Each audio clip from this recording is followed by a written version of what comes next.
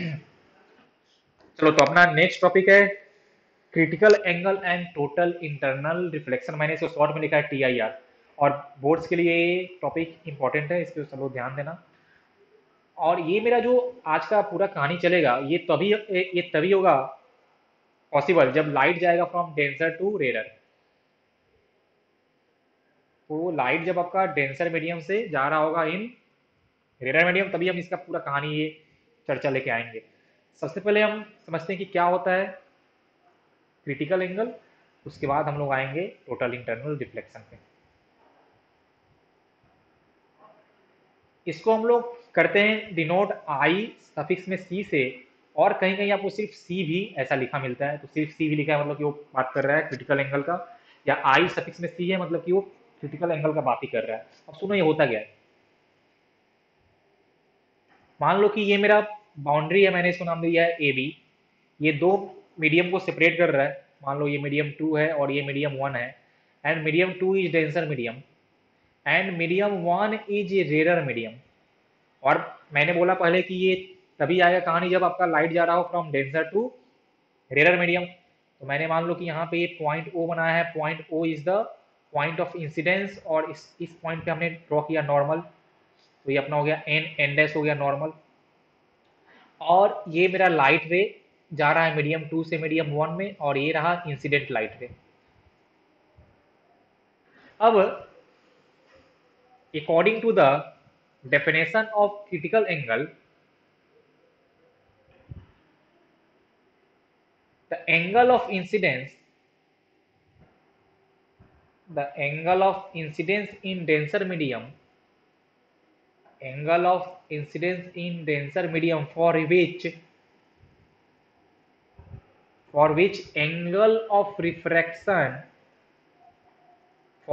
angle of refraction in rarer medium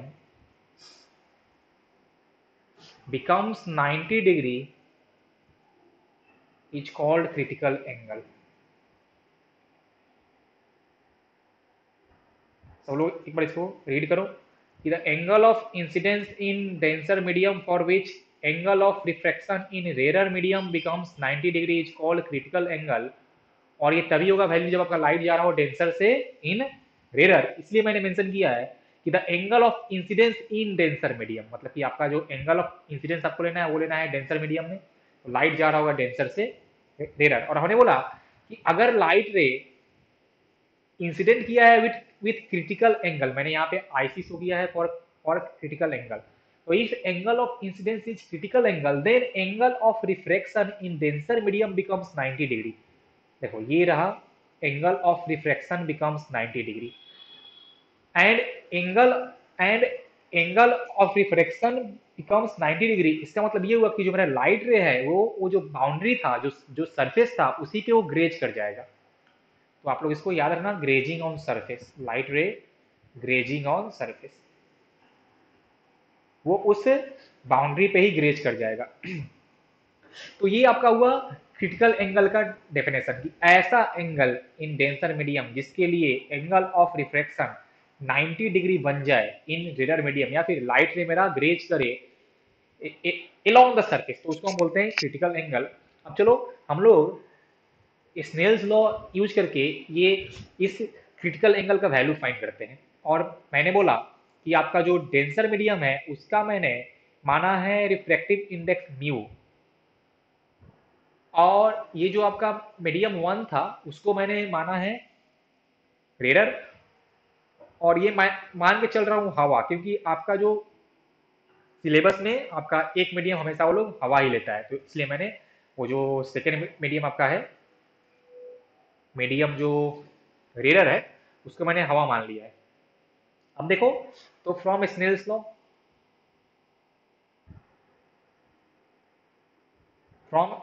हमको पता है कि sine of angle of incidence, तो देखो यहाँ पे एंगल ऑफ इंसिडेंस है I C divided by sine of angle of refraction is equal to refractive index of second medium with respect to first medium.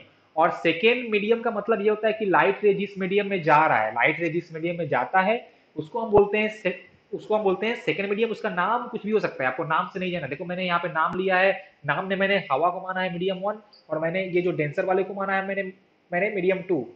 तो ऐसे मैंने नाम दिया है। लेकिन लाइट रे आपका जा रहा है from medium denser to medium rare, तो अभी आपको इस डेंसर को मानना है सेकंड मीडियम। या चलो अगर तुमको कंफ्यूजन हो रहा है तो मैं ये चेंज कर देता हूँ। मैं इसको लिखता हूँ मीडियम वन, और इसी को लिखता हूँ मीडियम टू।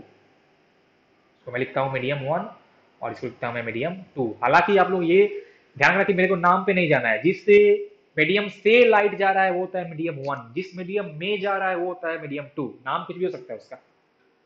तो मैंने सीखा कि sine of angle of incidence to the sine of angle of refraction is equal to refractive index of medium two with respect to medium one. इसका मतलब कि refractive index of air with respect to medium, या जो आपने denser medium लिया है, क्योंकि यहाँ पे जो आपका सेकेंड मीडियम है वो हो गया है हवा। या देखो इसको मैं ऐसे भी लिख सकता हूँ कि one by refractive index of medium with respect to हवा, क्योंकि हमको पता है कि refractive index of medium two with respect to one is just reciprocal of refractive index of medium one with respect to two. तो मैंने बस वहां पे चेंज कर दिया है रिस्पेक्ट वाला term.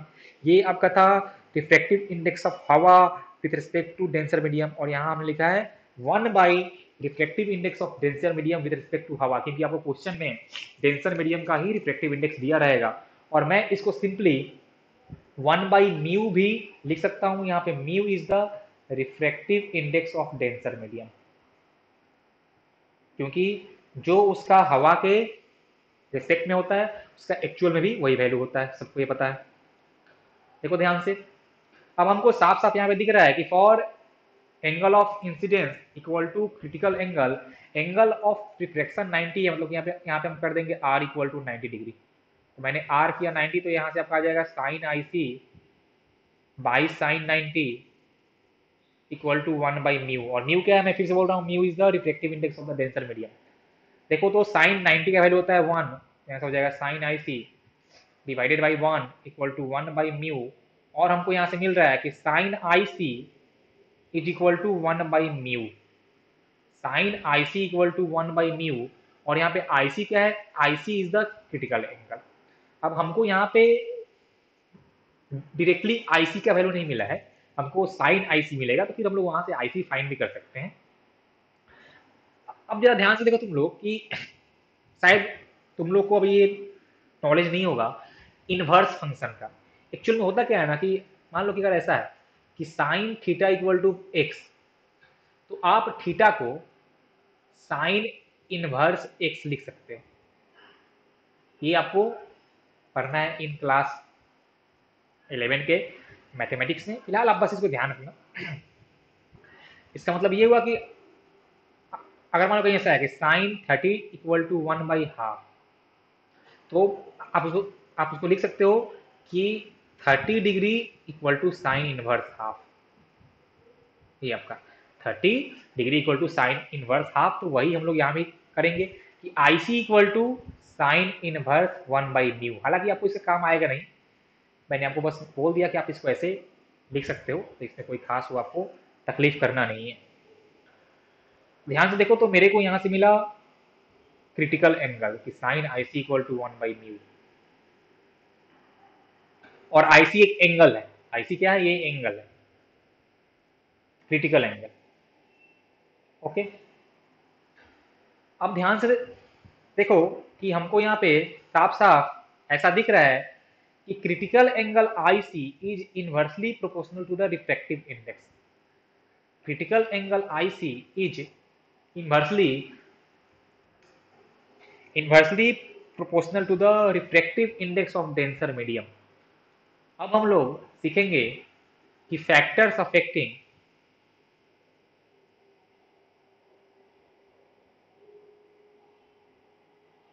Critical angle I C, कौन कौन फैक्टर इसको अफेक्ट करता है इस क्रिटिकल एंगल को। तो हमको साफ साफ दिख रहा है कि ये म्यू पे डिपेंड करता है, म्यू पे डिपेंड करता है। अब हमको ये पता करना होगा कि ये म्यू आपका कौन कौन से फैक्टर पे करता है डिपेंड। तो मैंने लिखा नंबर वन। नंबर वन आपका जो फैक्टर होगा कि ये जो आपका क्रिटिकल एंगल डिपेंड करता है, वो करता है on the pair of the medium. Pair of the medium का मतलब ये हुआ कि आपने देखो यहाँ पे जो हमने यहाँ पे दो मीडियम लिए थे, medium one and medium two, medium one and medium two, तो इसमें आपका मान लो कि ये मीडियम वन है पानी और मीडियम वन है हवा, तो इसके लिए कुछ आया है IC1 is the critical angle. अगर मैं मीडियम वन कर दूं ग्लास और मीडियम टू को मैं हवा ही छोड़ दूं, तो उस केस में मैंने पेयर ऑफ मीडियम चेंज किया है, तो उस केस में आपका ये जो क्रिटिकल एंगल है वो भी चेंज कर जाएगा। सिंपल सी कहानी है यहाँ पे। या मान लो कि आपका जो मीडियम वन है वो है ग्लास, मीडियम टू है वाटर, तो फिर उसके लिए भी आपका जो IC का वैल्यू है वो कुछ और होगा। हालांकि हम लोग यहाँ पे मीडियम टू हवा ही मान के चलेंगे, लेकिन वो आपका मीडियम टू हवा के अलावा कुछ और भी हो सकता है, वो आपका पानी भी हो सकता है, तो उस केस में आपका जो मीडियम वन है डेंसर वो आपका ग्लास हो जाएगा। तो ऐसी बातें आपको चलती रहेंगी, लेकिन फिलहाल हम लोग मीडियम टू को हवा ही मान के चलेंगे। तो आपका जो मीडियम वन है वो पानी या ग्लास कुछ ऐसा हम लोग मानेंगे, वो ऐसा होगा कुछ। तो पहला जो फैक्टर हुआ वो हुआ है pair of the medium. Number two, refractive index of denser medium. देखो ये बात वही हुआ कि अगर वो पेयर पे कर रहा है डिपेंड, मतलब कि उसका म्यू वेरी कर जाएगा, तो आप बोल सकते हो कि जो second factor refractive index of denser medium, इसमें कोई खास बात नहीं है भाई, क्योंकि अगर वो पेयर वेरी की जाए तो उसका म्यू भी वेरी कर जाएगा। And number three and the most important, जब भी म्यू का बात आ रहा है हम लोग हमेशा ये बोलते हैं कि refractive index for a given medium also depends upon the colour और वेवलेंथ। मतलब कि ये आपका कलर और वेवलेंथ पे भी डिपेंड करेगा। तो ये आपका हुआ थर्ड फैक्टर।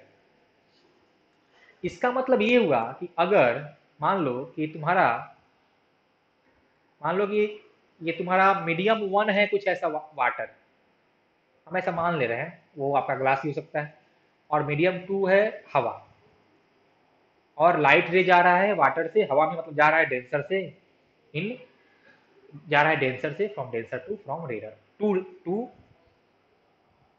रेयर, डेंसर से रेयर। ओके, अब मान लो कि हमने जो लाइट भेजा है वो हमने एक बार भेजा है लाल, या ऐसा बोलो कि रेड कलर, हमने एक बार भेजा है रेड कलर, और दोबारा हमने सेम मीडियम के लिए भेजा है वायलेट कलर। अब हमने मीडियम चेंज नहीं किया है, हमने पेयर ऑफ मीडियम सेम रखा, लेकिन हमने कलर ऑफ लाइट चेंज किया, लाइट का कलर चेंज कर दिया है। अब हमको पता है क्या है कि जो म्यू जो होता है आपका, इस दो डिफरेंट कलर के लिए म्यू का वैल्यू हो जाएगा डिफरेंट। इसका मतलब कि रेड के लिए म्यू कुछ और आने वाला है, और वायलेट के लिए म्यू कुछ और आने वाला है, और द गिवन पेयर ऑल्सो, हमने पेयर चेंज ही नहीं किया, हमने बस कलर चेंज कर दिया। और सबको पता है कि mu for violet light is most and mu for red light is least, ये सबको पता है, हाँ बिल्कुल पता है मेरे को। तो अगर इनके लिए म्यू चेंज कर गया है तो इनके लिए क्रिटिकल एंगल भी चेंज कर जाएगा। तो वही मैं यहाँ पे फिर से लिखता हूँ, वही फॉर्म जो मैं पहले से बोलते आ रहा हूँ कि VIBGYOR। जब आप वायलेट एंड से रेड एंड की तरफ जाते हो तब क्या होता है, आपका लेमडा करता है इंक्रीज, लेमडा करता है इंक्रीज, तो आपका क्या होता है, आपका म्यू करता है डिक्रीज, आपका म्यू करता है डिक्रीज। इसका मतलब ये हुआ कि mu for violet light is maximum, mu for violet light is maximum and mu for red light is least. तब आप ऐसा लिख सकते हो, म्यू फॉर सबसे ज्यादा वायलेट, फिर इंडिगो, फिर ब्लू, फिर ग्रीन, फिर येलो, फिर ऑरेंज, फिर रेड। ये होता है ट्रेंड। और हमने अभी साफ साफ ऐसा देखा है कि critical angle is inversely proportional to the refractive index. देखो मैंने यहाँ पे देखा था, critical angle is inversely proportional to the refractive index. इसका मतलब कि रिफ्रैक्टिव इंडेक्स का वैल्यू जितना ज्यादा होगा आपका क्रिटिकल एंगल उतना कम होने वाला है। इसका मतलब कि for a given pair of medium, पानी और हवा के लिए, for a given pair of medium पानी हवा के लिए, ग्लास हवा के लिए, आपने अगर डिफरेंट कलर का लाइट किया कराया इंसिडेंट, तो उनका क्रिटिकल एंगल चेंज कर जाएगा, और जिसका म्यू का वैल्यू ज्यादा है उसका क्रिटिकल एंगल कम होगा। हमने अभी सीखा कि for violet light mu is maximum, मतलब कि for violet light critical angle is least. तो आप लोग ऐसे इसको कर सकते हो रिलेट कि अगर म्यू का वैल्यू बढ़ रहा है तो उसका क्रिटिकल एंगल घटेगा, मतलब कि इसमें मैं एक ट्रेंड और ऐड कर सकता हूं, और वो ट्रेंड ये है कि इस तरफ आपका लेमडा इंक्रीज किया था, लेमडा इंक्रीज किया था, इस तरफ आपका म्यू डिक्रीज किया था, और अगर म्यू कर रहा है डिक्रीज तो आपका आईसी कर जाएगा इंक्रीज। देखो, आपका आईसी कर जाएगा इंक्रीज, मतलब कि I C is maximum for violet, sorry red, and least for violet. तो ये भी तुम लोग याद रखना। इसका मतलब ये होता है कि फॉर अ, मान लीजिए कि मैंने माना है कि फॉर एग्जाम्पल कि for a given pair of medium, if critical angle for blue light is 24 degree, ऐसा मैंने मान लिया कोई एक मीडियम है, if critical angle for blue light is 24 degree, then critical angle for violet light must be less than 44 less than 24 degree, क्योंकि हमने अभी जस्ट सीखा है कि उस गिवन मीडियम के लिए आपका फॉर वायलेट लाइट म्यू का वैल्यू हो जाएगा more than mu for blue. तो अगर म्यू ज्यादा तो उसका क्रिटिकल एंगल कम हो जाएगा। तो ये आप लोग याद रखना, ऐसे आप लोग इसको इस ट्रेंड से कंपेयर भी कर सकते हो। तो इसका मतलब ये हुआ कि अगर ब्लू लाइट के लिए म्यू का वैल्यू 24 है तो पक्का वायलेट के लिए 24 से कम होगा। अब कितना है हमको नहीं पता है, लेकिन 24 से कम होगा ये हम श्योर है। Okay, very good. अब ये तुम लोग को याद रखना होगा कि क्योंकि कहीं भी अगर अच्छा क्वेश्चन बनता है तो उसमें आपका डिफरेंट कलर का लाइट इंसिडेंट करा सकता है। और लेकिन ऐसा मैक्सिमम क्वेश्चन में जो बोर्ड्स में आता है वो लोग क्वेश्चन ज्यादा कॉम्प्लिकेटेड नहीं करता है, वो लोग क्वेश्चन नॉर्मली रखता है। तो आपको क्वेश्चन में ऐसा रहता है मेंशन कि लाइट ऑफ सिंगल कलर, या फिर लाइट ऑफ, या फिर बोलता है कि मोनोक्रोमेटिक लाइट रे। तो जहां भी आपको ऐसा मेंशन रहा है कि मोनोक्रोमेटिक लाइट रे, तो कि आपका लाइट रे जो सिंगल कलर का ही है, तो मेरे कोई चाप लेना नहीं है। जितने भी उसमें लाइट रे होंगे सबके लिए सब सिंगल कलर के हैं, तो सबका म्यू का वैल्यू सेम आएगा, कोई तकलीफ नहीं है। चलो कुछ और हम लोग बातें सीखते हैं। चलो नेक्स्ट तुम लोग याद रखना कि कुछ पेयर्स के लिए जैसे वाटर और एयर, वाटर और एयर मतलब कि जब लाइट जाता है पानी से हवा में, तो इसके लिए जो तुम्हारा आईसी का वैल्यू आता है ये आता है 49 डिग्री, ये आता है 49 degree. And for glass air, जब लाइट तुम्हारा जाता है कहाँ से, कांच से हवा में, उसके लिए जो आपका क्रिटिकल एंगल का वैल्यू हम लेंगे वो लेंगे हम 42 डिग्री। तो for water air 49 degree, for glass air 42 degree, मतलब कि अगर तुमको क्वेश्चन में कुछ मेंशन नहीं किया है तो हम लोग ग्लास और हवा के लिए मान के चलेंगे 42 डिग्री, हम लोग वाटर और एयर के लिए मान के चलेंगे 49 डिग्री। अब एक सवाल उठता है कि हमने अभी जस्ट बताया कि ये जो क्रिटिकल एंगल होता है वो कलर पे करता है डिपेंड, और मैंने यहाँ बोल दिया कि अगर कुछ मेंशन नहीं किया रहे तो आप लोग ग्लास और एयर का 42 मान लेना, मतलब कि ये एक किसी पर्टिकुलर कलर का ही दिया हुआ है, और वो कलर होता है आपका फॉर येलो लाइट। तो ये जो मैंने आईसी बोला है कि कुछ नहीं दिया है तो आप लोग जो मान लेना ना, तो ये आपको दिया रहता है येलो लाइट के लिए, क्योंकि येलो लाइट को हम लोग बोलते हैं मीन लाइट, हम लोग बोलते हैं मीन लाइट, ये एकदम बीच में लाइट करता है।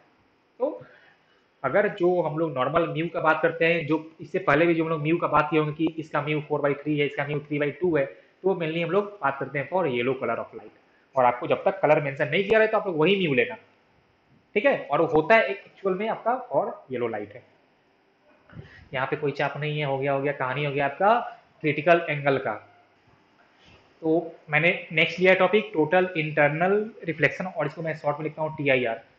ये होता क्या है कि if light ray is travelling from denser to rarer medium and angle of incidence in denser medium is more than critical angle for the given pair of medium, then light ray gets reflected back in the denser medium and this phenomenon is called total internal reflection। देखो मैं इसको एक diagram से समझाता हूँ। जैसे मान लो मैंने फिर से वही लिया मीडियम 1 and 2, ये रहा मेरा बाउंड्री ए बी, ये मीडियम 1 है, ये मीडियम 2 है, ये डेंसर है और ये है rare.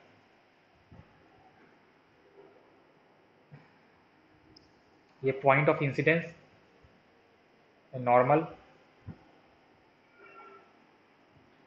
Point of incidence O है।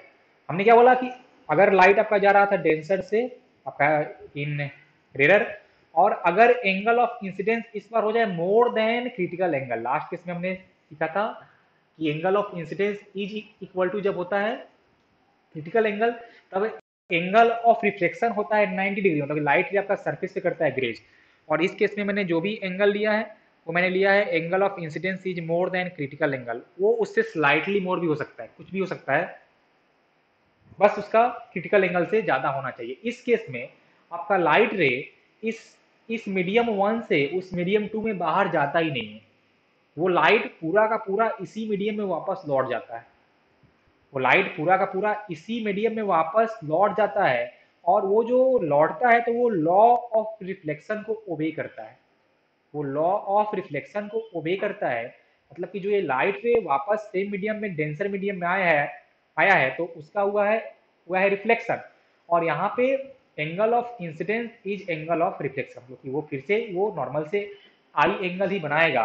और इस फेनोमेनन को हम बोलते हैं टोटल इंटरनल रिफ्लेक्शन।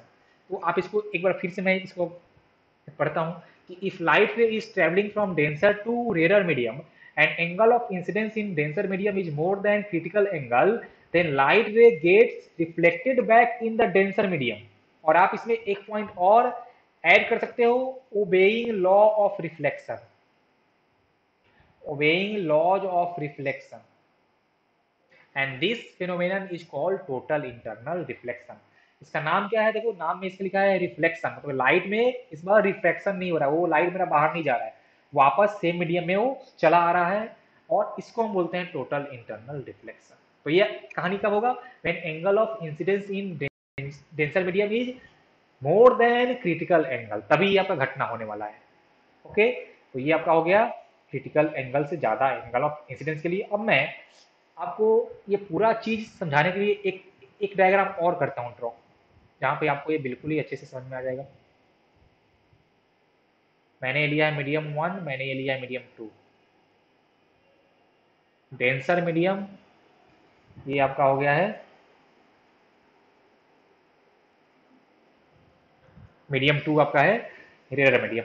और फिर से मैंने यहाँ पे ड्रॉ किया है point of incidence,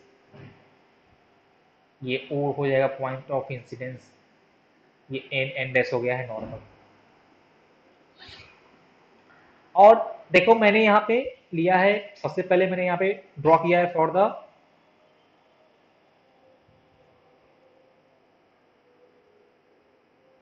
the angle of incidence equal to critical angle.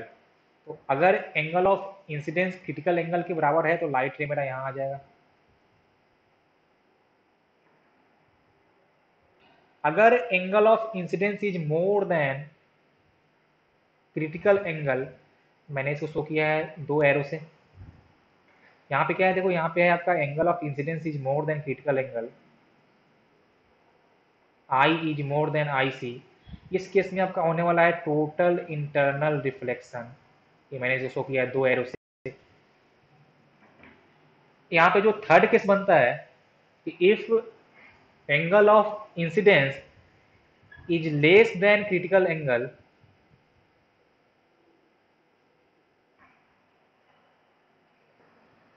If angle of incidence is less than critical angle, देखो मैंने यहाँ पे ड्रॉ किया, इसको मैं शो कर रहा हूँ तीन एरो से।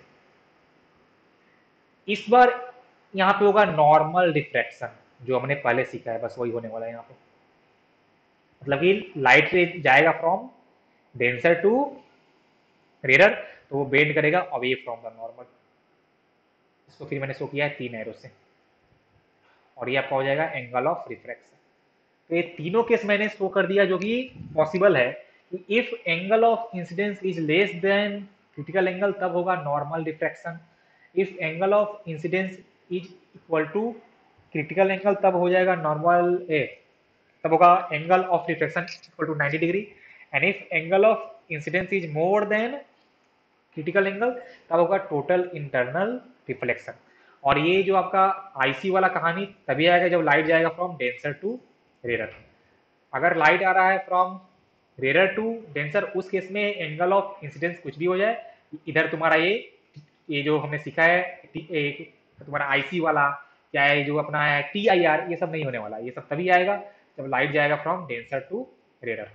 हाँ, तो मैंने अभी समझाया कि क्या होता है टोटल इंटरनल रिफ्लेक्शन। अब अपना नेक्स्ट टॉपिक है condition for total internal reflection. तो इसमें पॉइंट आएगा कि light must be travelling from denser to rare medium and angle of incidence in denser should be more than critical angle. जल्दी से इसको देख लो तुम लोग एक बार, फिर हम लोग कुछ इससे कुछ एक दो क्वेश्चन कर लेते हैं।